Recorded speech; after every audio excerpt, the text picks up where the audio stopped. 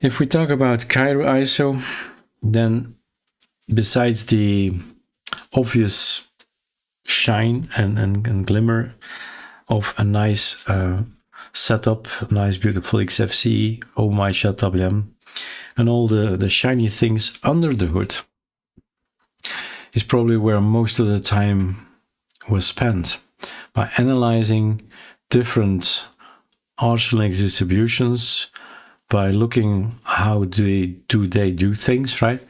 And which will we incorporate? That's basically the goal, the idea that we started with 3 axes: speed, stability, and security. And for me, speed is not how fast, but yeah, sure, it's responsiveness. It's like click, boom, there, right? That's for me responsiveness. I'm always building ISOs. While I'm building ISOs, while I'm doing things, life should continue. My PC should not stutter, right? So those things matter to me, and we've analyzed a few distros, not that many in retrospect, but the most important distros, we studied them, and we found the settings that we agreed on, that it's an advantage to have.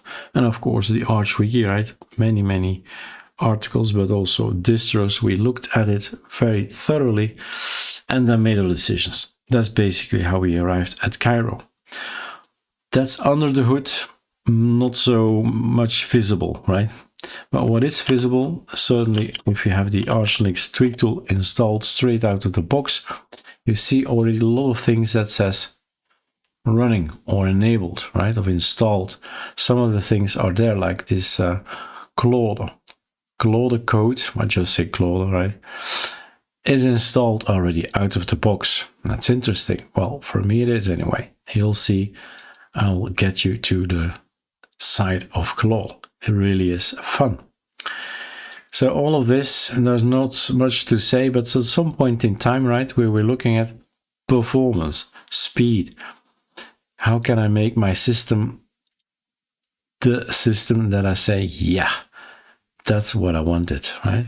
It's a personalized, so it is, but it is shared, right? For the community, built for the community. The firewall is there, time shift is there, things that I don't really want, but it's on there, right? And I'll use it. Well, the firewall, I'll use it, and time shift, I just won't, right?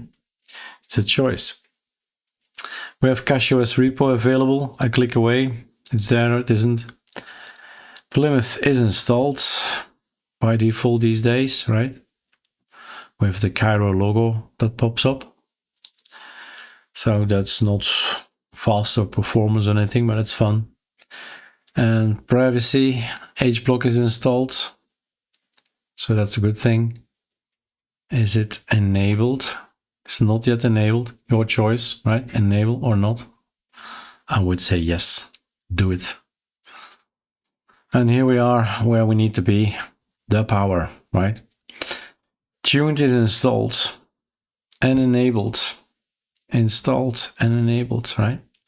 We go, of course, not for balance or something like battery saving. There is something like that for laptops, right? Desktop power save and all that. No, we go for performance. Okay. Erik balance, if you need it, it's not enabled. It's just a click away. Responsiveness, we've called it like that as well here. Was already there, the ananicy from CashOS, but it's enabled out of the box. Game mode, I'm not a gamer, but see if it works, right? If it helps. Preload, look it up, it's not installed and it's not enabled. And that's basic, all these little things, and like enabling ZRAM service here, compressed RAM swap, and yeah, speed, probably yes, there will be some effect in speed in SSD. And there are more things that are hidden away that we say, okay, this is how my, let's say, our vision should be, right?